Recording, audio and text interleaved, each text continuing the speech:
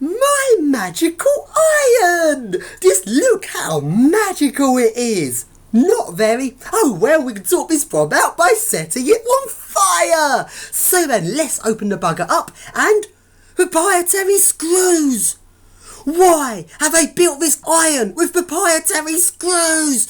Oh! I just can't open it up! But wait! I can! Smash! And it's not even that broken. Oh well, let's keep smashing into it and finally opens up. And yep, that did the trick. And while I was outside, I just noticed the bin. That is so freaking gross.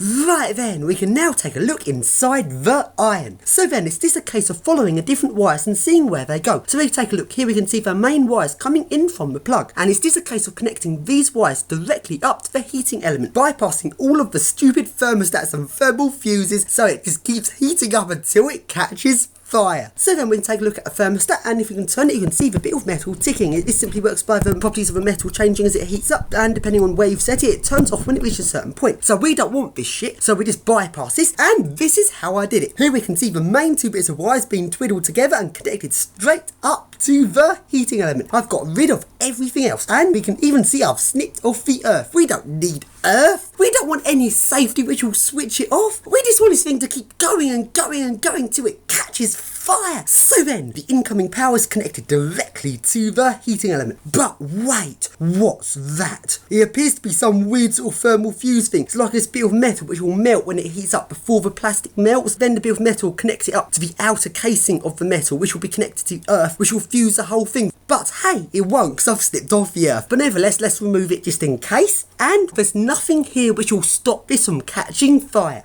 Good. So then let's check I've connected this up to the heating element, and this should be around 20 ohms and 24 ohms, which means this is a 2 kilowatt iron. Not as good as a 3 kilowatt iron, but still pretty good. So then let's just check I've connected it all up properly by testing the ohm meter on the plug, and yep, all connected up correctly. Right, let's switch it on. Let's go.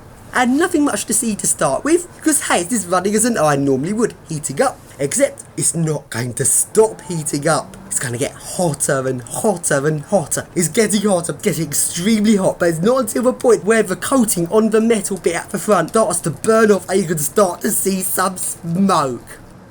And here's the smoke. That's the coating on the plate coming off.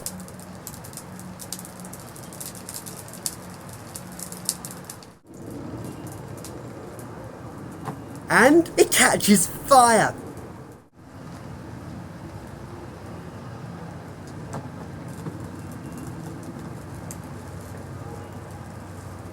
And the heating element's getting so hot you can see the ring of the heating element actually glowing.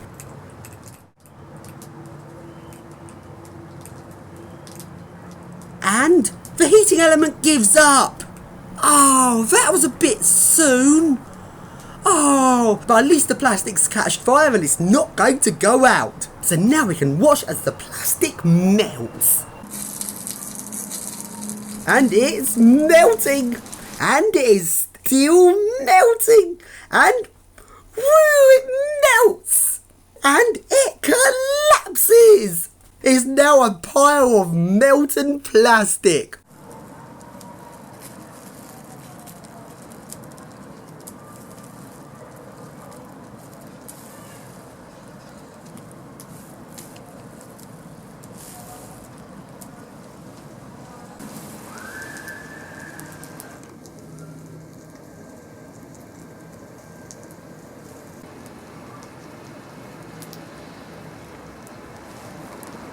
Let's try putting some water on it.